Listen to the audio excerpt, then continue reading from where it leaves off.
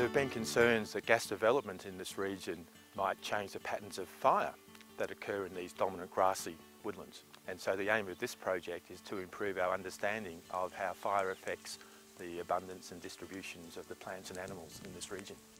There are two components of our study. The first is to survey the plants and animals that occur in a range of these grassy woodland sites here in the Maranoa region of southwestern Queensland, and see if we can detect an influence of past patterns of fire on the abundance and the composition of them. And the second component is to use computer models to help us understand how changes in fire might change the abundance of the major tree species throughout the region. In the survey part of our study, we're asking ourselves three questions. The first question is, to what extent does the long-term history of fire at a site influence the plants and animals that are occurring here? And our second question is, not the long-term history, but to what extent is it the time since the last fire that is influencing the plants and animals that are occurring here? And our third question is, how does just one single fire event influence the plants and animals? And to do that, we're lighting experimental fires.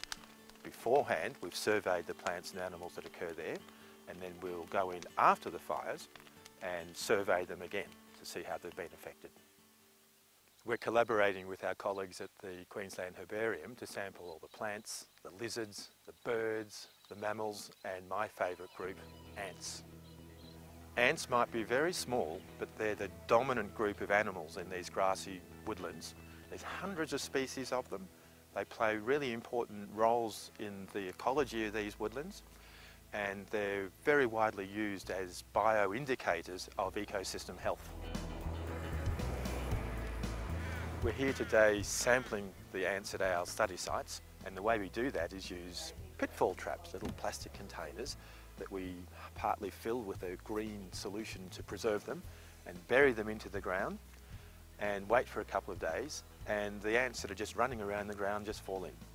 And then we pick up the pitfall traps and take them back to the lab, where we'll process them and identify them and analyse the data and see the extent to which the differences in the ant species that are occurring at our sites can be explained by the differences in the fire that has occurred at these sites.